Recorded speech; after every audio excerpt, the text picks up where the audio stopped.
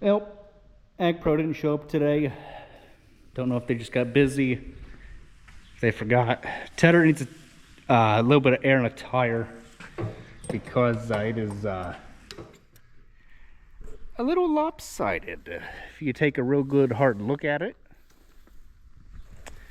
looks a little lopsided. We're gonna correct that. I might try something. I don't know if it's gonna work or not. I'd like to think that it would.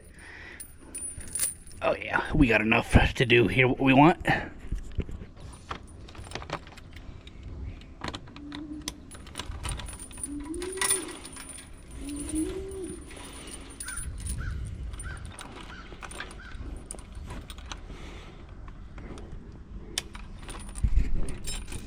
There.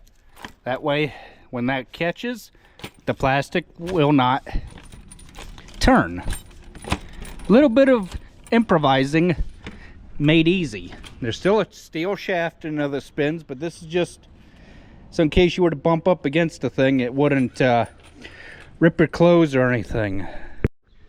Okay, is this thing working? I'm not sure if this is working. Why don't you guys tell me if this is working? Okay, so. Okay, all right. Okie dokie. Let's echo a little bit. Echo. Okie dokie. So, why are we echoing? I don't know. Okie dokie. So, I like okay so. Okay, so what we have going on today is we're painting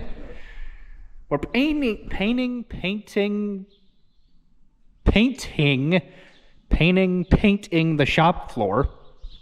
We are painting it with oil.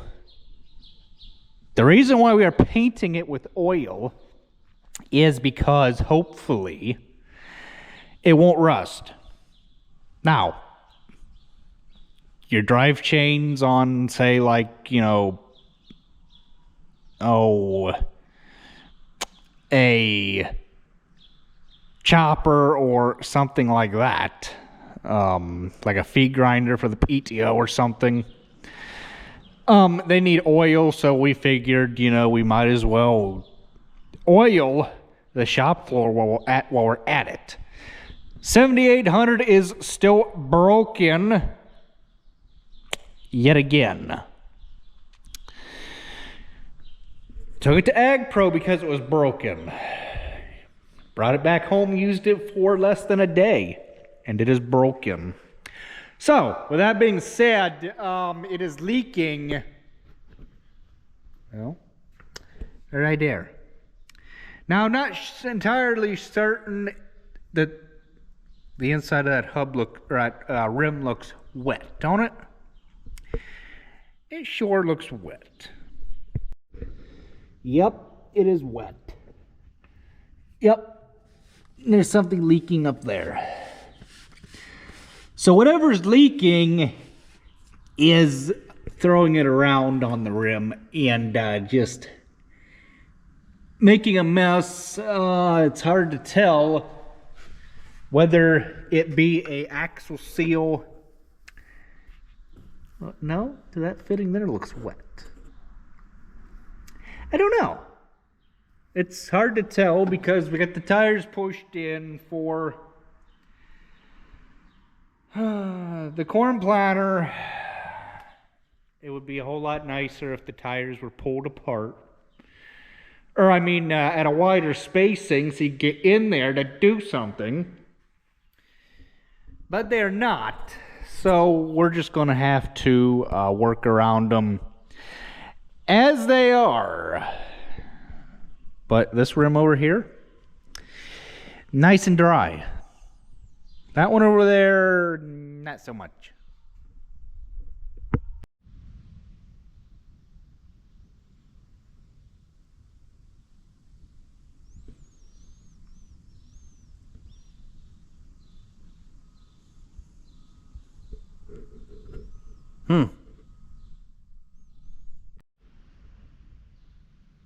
Or maybe we're starting a new thing where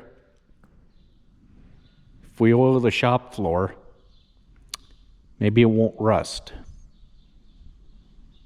I think we'll just go with that. I mean, you guys can clearly see where I moved that 7800. Took it out in the driveway, spun it around, and brought it right back in here. It'll get fixed eventually.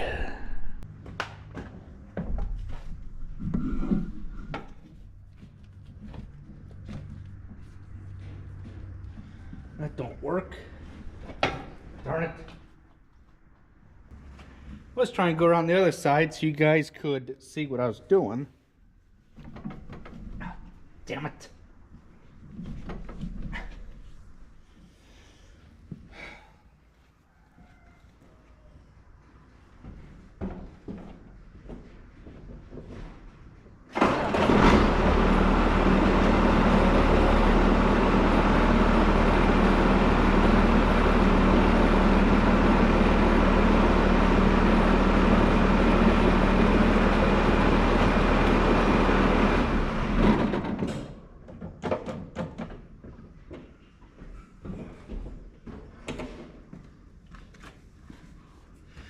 There, I think this will get it.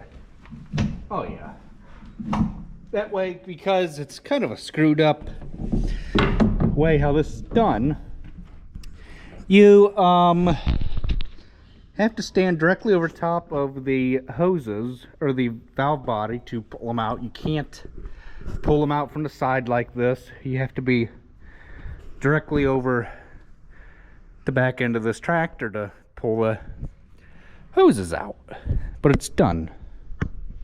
So in the other video that I did of swapping these tractors, I'd failed to mention that these hoses are zip tied back here, but well, I got them all tied up now where I want them, so they're out of the way of the PTO shaft.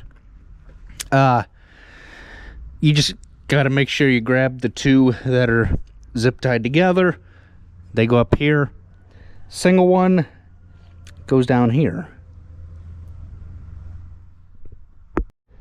So I just backed the thing up into the doorway here, make it, well, have a little more daylight, see what we're doing, and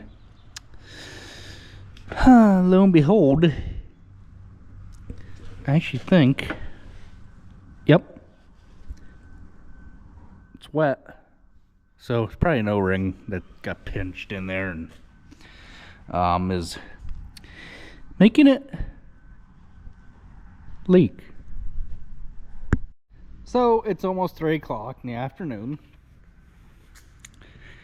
Tractor's still sitting here, broken. Okay, there's proof that it's still wet, that it's still leaking. So, I do not know if Ag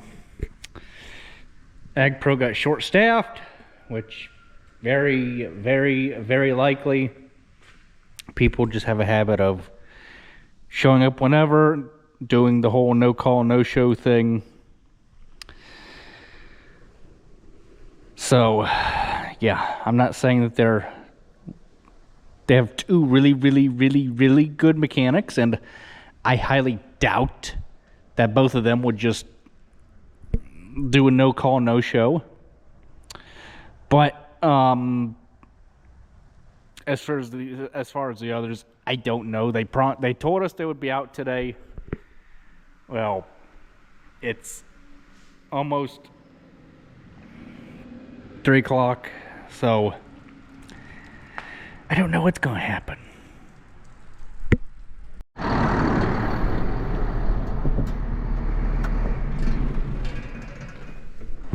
Well, we've got our 7800 back in operation. It was just a simple O-ring that got smashed. Fixed it under warranty. So we're going to put the tedder on this tractor and run it. Saw a 7810 the other night on YouTube. It was Andy Horgan's tractor. That thing was wide. Edge of the tire was, I believe, to about the middle or so of the back of the tail light there. And I was just thinking to myself, man, that would make washing the rims out on the insides ever so easy. You wouldn't have to rotate the tractor like you do with them pushed in like we have it now for setup for planting corn. But it'd be too much of a pain in the butt to slide. Had a dead battery, or a battery go dead in the camera. It's always a plus to carry extra batteries with you, like we just installed in this camera. So like I was saying, I was talking about this rear end on this tractor, how his tires are, the edge of the tire is about in the middle or somewheres of that reflector right there. And I was thinking to myself, it would definitely make washing out the inside of the rims on both sides, or I mean the insides more or less, a breeze. You wouldn't have to spin the tractor just like we have to do anyhow, because we have the wheel spacing correct for the corn planter. It would be too much of a pain in the butt to when we're done with the corn planter, widen this thing out once a year for the corn planter and stuff like that. But we're just live with it and just getting all this dirt and dried on oil off of here so it doesn't rot the rim out. So we got that all cleaned up. We are gonna put it on the tedder. We're gonna put it on the rakes when we're done, this tractor here. And we're gonna put it on the round baler, so that way we can run it and just make sure the thing's gonna hold up while it is still under warranty, because it's a good thing to do. You repair something electrical or something like that, best thing to do is to try it, like a vacuum cleaner or something like that you've repaired. Well, same thing goes for a tractor, a car, pickup truck, you name it. You know, you need to test it out before you actually put it back to work. Well, that's what we're going to do with this 7800.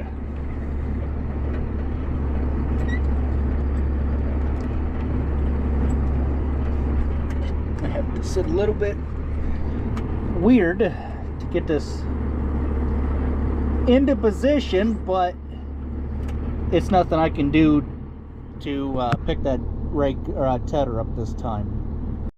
Gonna have to move around bale. See where I see that kind of put it against the tedder a little bit, but we'll be able to get it here. Or you know what? Forget that even. We're not even touching the darn thing, so we'll just let the bale of hay alone. But we do, however, need to put the foot up.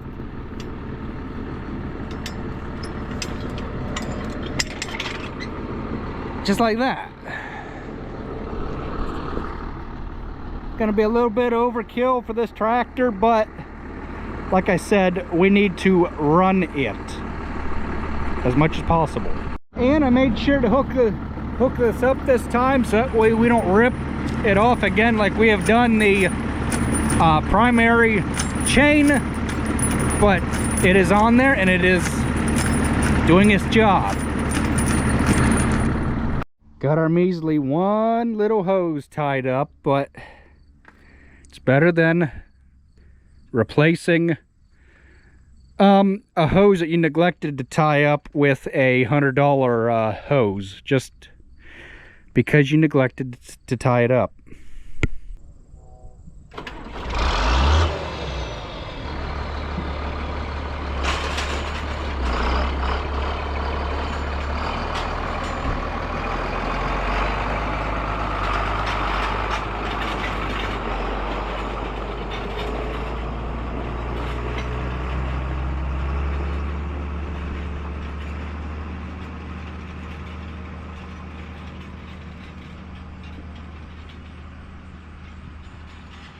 I know one thing I forgot to do is hook the rope up.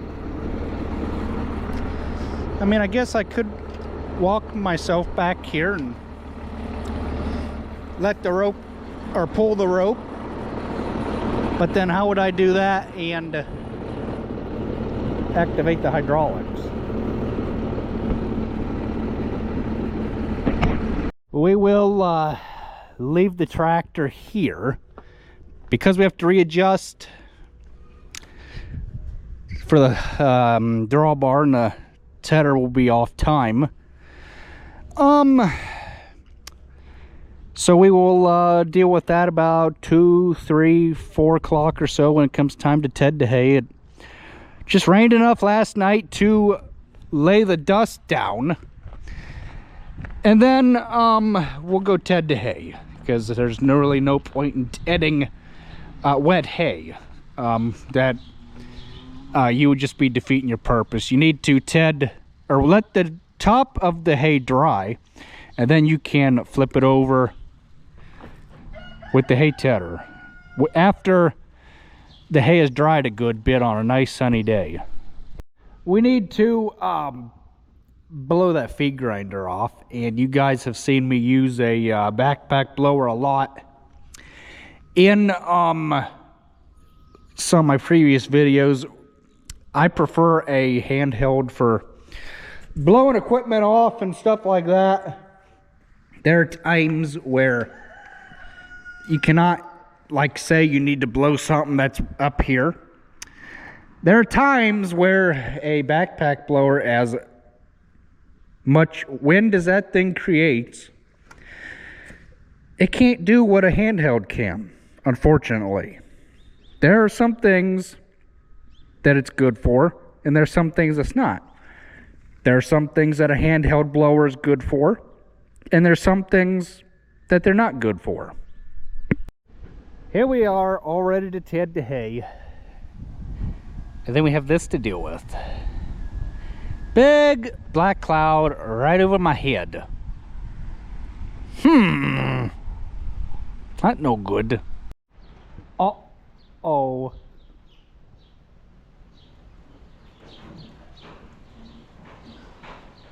Well, let's just hope that's all the rain we get.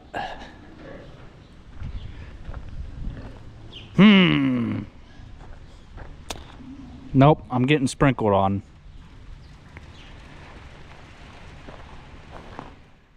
Are you kidding me? Urgh. Darn it.